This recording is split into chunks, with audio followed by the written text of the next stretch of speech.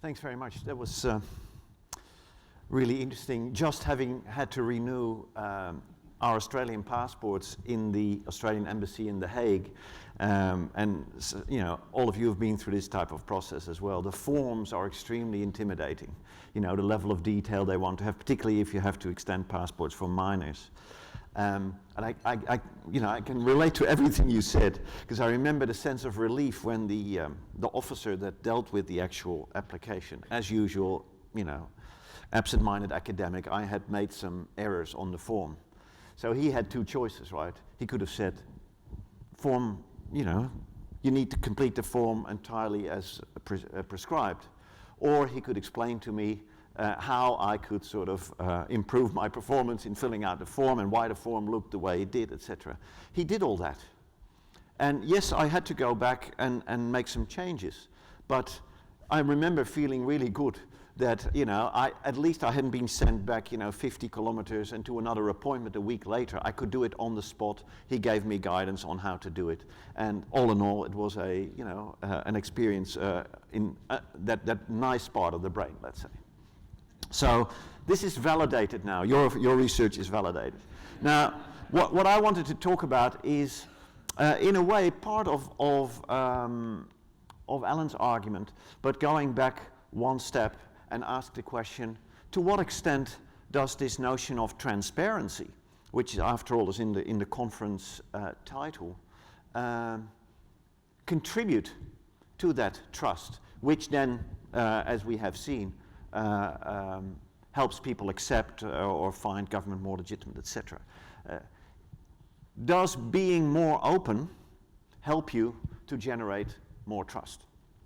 And of course there are people who think so, and I've put the great philosopher Bono up, who certainly thinks so and is eloquent in saying so, and he's part of a large chorus of people, obviously, that say so.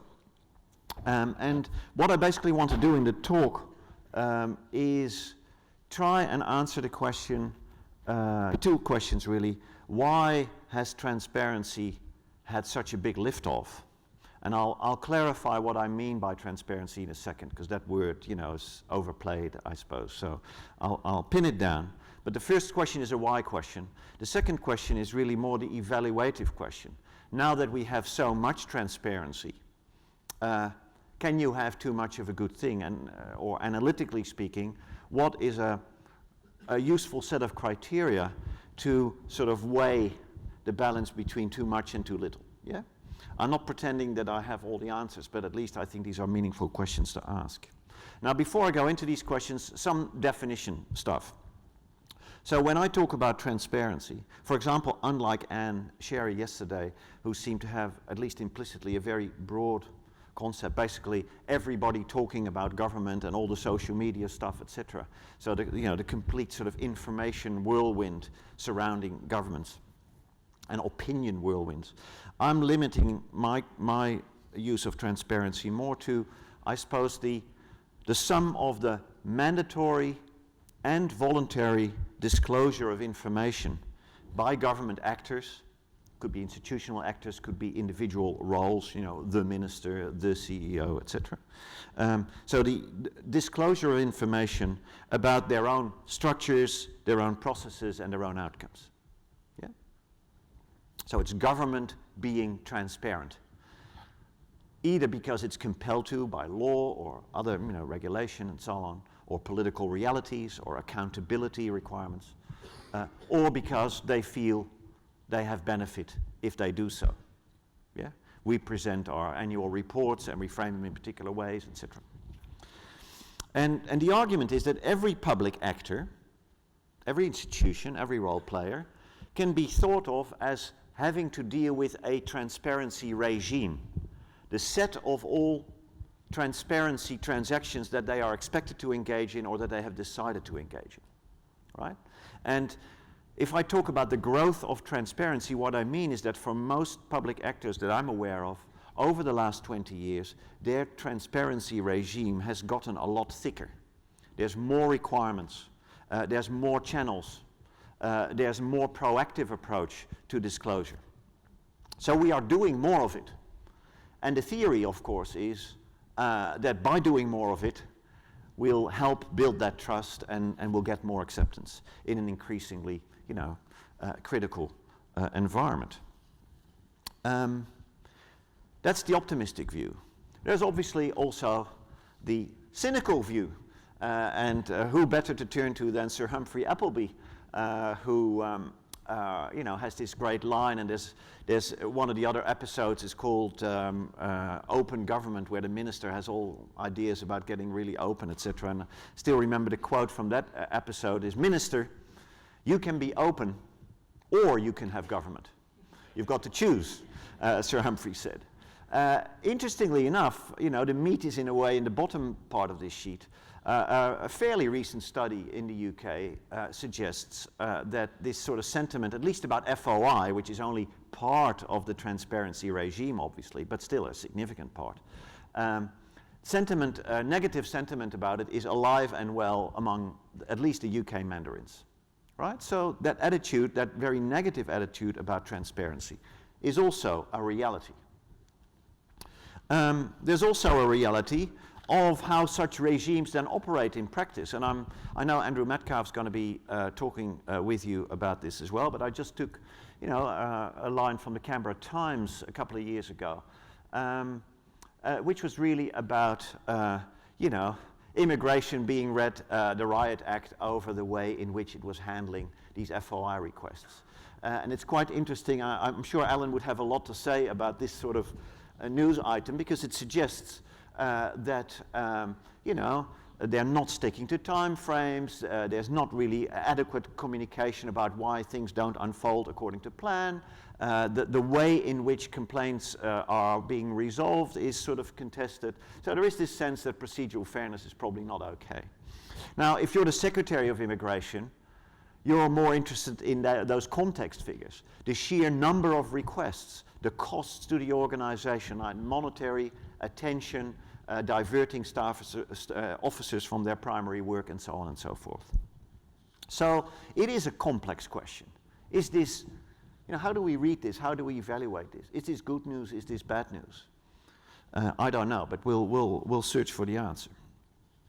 So really the question is whether Bono or Sir Humphrey, has, if you like, the right call. What is good transparency? On the one hand, we want this citizen to have a clear line of sight about their government. And we are approaching a world, and we're in a world, and Sherry gave us a flavor of that world, where we as citizens, in our role as citizens, have all these sheer possibilities to see much more about how the cookies are made in the factory that is called our government, through technology, and through the legal system, and so on and so forth. On the other hand, transparency is always a two-way street, and some of the critics of transparency are worried about government seeing a lot more from us than we are able to see from government. So who is really watching who in this world today? So, having set the context, let's examine the first question first. Why has transparency had such a lift-off? It's not just the internet, social media, because I think that's only part of the transparency picture. I think there's more going on. So I have three answers. First, it's become a much more strongly embedded norm over the years. That, look, we're in a democracy, citizens should have a right to know, and that right to know should be facilitated. And we have more citizens, better educated citizens, a decreasing power distance between the citizen and the government that are all driving that norm. And so this view of transparency really is about FOI and all these sort of legal institutional mechanisms that force government to show us more. Yeah? And that's become deeply embedded. It's very difficult to imagine a world in which FOI would be scaled back, I think. Secondly, if you're a manager, transparency is also quite attractive.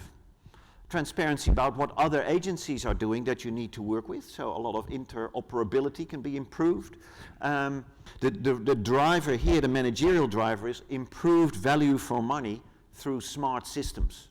You can make your system smarter by enriching your data environment, feedback flows, etc., etc. And so you have people like Robert Bain in the UK, Michael Barber, they built their entire argument about improving government around this sort of, increased managerial intelligence, if you like. So there's an internal driver, not just an external driver, not just lawyers knocking on your door. You want it yourself as well, at least part of it you want. Thirdly, of course, the citizen in their role as client want it, and in a world where delivery of public services become contestable, openness about the various competing entities has become the norm. We have created markets. Markets thrive on information. That information needs to be provided, and we are very good at repackaging that information in the form of rates and rankings and so on and so forth. And that's a given. And so the driver here is about allocative efficiency. Allocative efficiency through loyalty, voice, exit, just the types of mechanisms that Alan was talking about. Now I could stop here and say these are the three main drivers of transparency. There is, I think, a Machiavellian fourth reason, and who better than Frank Underwood to bring into the conversation. And there's also this Machiavellian element of leveraging transparency by telling the public what you think it needs to know or what you want it to know, and therefore to be quite selective in what you disclose and how you disclose it, how you frame it, and so on and so forth, right? So if you look at the evolution of annual reports of some government agencies, even entities like the Ombudsman, for example, in Holland, the Ombudsman has gone all slick and all, it used to be a typical public service sort of annual statement. Nowadays it's like, it's clearly made by 25-year-olds who've told the Ombudsman that's a great idea to, be 21st century about it. And it's really about agency building. It's very clever, but also extremely selective. So in sum, there is a lot of momentum around this transparency movement for different reasons and probably favoring different aspects of transparency regimes. You've got your Democrats loving it, you've got your technocrats, your managers loving it, and you've got your spinners, your PR people loving it. And obviously you've got academics loving it who write books about it. And some of these books are really, really good. The Audit Society was a real classic book. This is a very new statement, the one on the right by a couple of Danish colleagues, or one Danish colleague. Now, let's go back to the second question, this evaluation question. And again, I'll start with the emerging critique. You don't just need to be a Sir Humphrey to be skeptical about it. A lot of researchers, a lot of commentators and so on are skeptical, and they're using all kinds of language to indicate that skepticism. They can see through the Frank Underwood strategy, and they will call pseudo-transparency when they see it. Or they will talk about hyper-transparency. Aren't we overdoing it? And you have consultants making money advising leaders how to stay afloat in a world that has become hyper-transparent, and so on and so forth. So there is a lot to be said about it, and what I can see in the literature is three types of skeptical arguments about this transparency movement or momentum. One is, it doesn't really matter. The theory that it actually increases trust is just not sustained by evidence. So it is irrelevant. At least if you're doing it in order to increase your legitimacy, it isn't working. That's one argument. Whether that is an evidence-based argument remains to be seen. The research is not that progressed yet, but there is some research that seems to support this futility argument. There's also the perversity argument, that it actually yields distrust. The more we see about how the cookies are made, the more we know about helicopter trips and so on, the more skeptical we become. Isn't there such a thing as virtuous ignorance? Maybe I do not need to know how the back office of the passport office really works. as long as the front office is decent, etc., etc. Right? And then there's the jeopardy argument that particularly if you have too much transparency, you have all kinds of unintended consequences. People get busy, we keep each other busy, the transparency regime yields all kinds of opportunity costs and so on and so forth. Right? Now, so there's arguments back and forth, and as an academic, I then want a framework, some sort of structured way of evaluating these competing claims. So this is what I've done with a couple of colleagues. It's going to come out in a journal called Administration and Society later this year. We've done a kind of a very crude sort of balance sheet approach to evaluating these transparency regimes that I talked about earlier. And we have two forms of evaluation. One is to evaluate what you could call political transparency regimes. So the regimes surrounding political role players, political parties, political ministers, and so on and so forth. And a second set of criteria applies to perhaps a little bit more your world administrative, let's say public service transparency regimes. And I'll take them in order. So to evaluate political transparency regimes, we basically say that there's three sets of criteria that you cannot afford to ignore. We can talk about, I won't do it today, but we can talk about the nitty-gritty of what the substance of all these criteria should be and how they should be weighed. But at least these are three families of perspectives that one needs to take into account. First, obviously, the democratic perspective. Does this disclosure of information empower the citizen to form an intelligent judgment of the people that they've entrusted with public power, right? Very old kind of principle, democratic principle. The second one is the constitutional perspective. Does it strengthen the checks and balances between the various branches of government? In other words, is the executive held in check by the legislature, by the judiciary? And what kind of information do those powers need about the executive to do that checking? And the object of that checking, of course, is to prevent arrogance and ethical mishaps and so on. The third perspective, and again, I think I produced these sheets in a different format from what you're getting, so I'll elaborate on the third one. The third one is the social learning perspective. Does disclosure of information about politicians enrich public debates and increase, if you like, what Lindblom called the intelligence of democracy? So does it feed into the quality of political decision making? Yeah. So those three.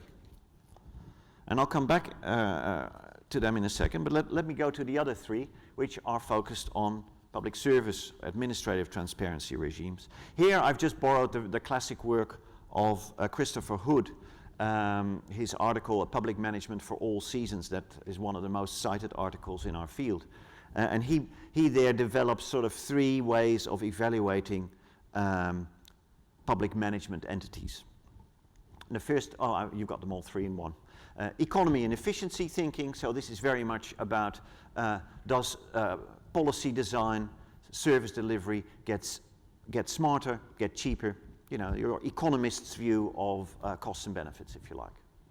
The second is the integrity perspective, which is really about the power not just entrusted to politicians, but to public agencies and bureaucrats, if you like. Does transparency help check that power?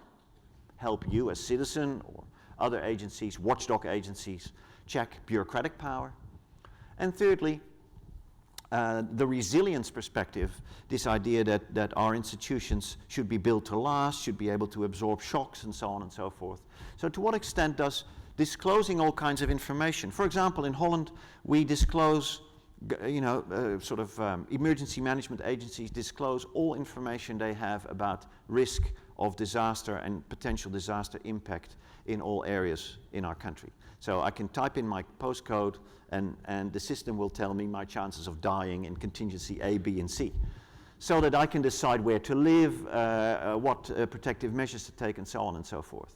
So that type of transparency is clearly done to increase resilience, not just of agencies, but of our society. Yeah?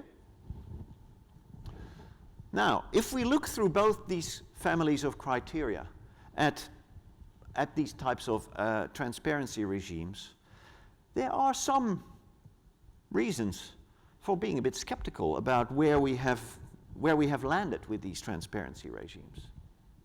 So if we go to the political side of things, you could say that, we sometimes see that some groups, particular political lobby organizations, corporate, etc., are much more able to extract information or to, if you like, use information about political decisions or political authorities than, Joe average. So this idea of differential access and differential utilization can become quite important. Maybe our transparency, though universal, everybody can go online, etc., still has effects where some benefit from it a lot more than others. Constitutional, this idea of watchdogs as institutional players with their own self-interest in sort of, making themselves big and putting out really alarming stories about the way the political system operates. I'd say that, for example, in my country, my original country, Holland, the Auditor General has pursued this type of self-dramatization kind of approach. So it uses information that it can extract from government. It does pretty good reports, but it then launches these reports and frames these reports in ways that I experience as really political and not very helpful in building citizen trust. And so on and so forth. Now, just looking at the second set of criteria, again, the skeptics can point to the fact that the transaction costs of running all these transparency arrangements, of being a public agency in an audit society, those transaction costs are quite considerable. You don't need to be just the boss of immigration to complain about all that money and all that time. It is a reality. And as a society, we have to therefore ask ourselves the question, is that cost justified by the benefits? So what I want, this is a whole bunch of empirical research, which is, as you can see from the dates of many of the studies, it's all just coming out right now. And a lot of the research is pretty equivocal. It's not clear, but the studies I've put there suggest that yes, we can have too much of a good thing. And you don't need to be a reprobate like Sir Humphrey to be arguing that case. So I think there is a reason for a bit of a serious debate. And I liked much of what Anne Sherry said yesterday, but this idea that, look, the ocean is just coming over us and we have to deal with it, I think is a bit too simple. That applies to the world of social media, right? And that is obviously also about public debate, etc.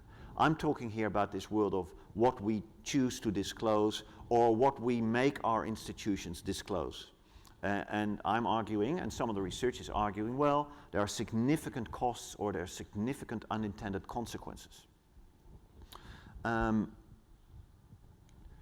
point, therefore, I'll leave you with 3 questions. I think these are my attempts to frame questions to allow for a more nuanced debate rather than this sort of for and against sort of black and white kind of thinking that we often see in the literature about transparency. So what levels of transaction costs and side effects are reasonable and are bearable given the potential benefits? Secondly, when it comes to the citizen government encounter, what is helpful empowerment? When does Alan get his sort of the brain sensation that he wants? And when do we give Alan too much information and too much of power over that person on the other side? Finally, is there such a thing as virtuous ignorance? I think there is. Personally, this is no longer the evidence-based professor speaking. This is Paul to Hart, citizen. I'd love to have an experiment where we would remove cameras and smartphones from Parliament for a year or two, maybe a year or 4. I think it will actually increase the quality of parliamentary debate and the quality of political decision making. Now, I know this is controversial. This may sound like, Sir Humphrey in disguise and so on, but I'm here to keep you awake, so I'll end there. Thanks a lot.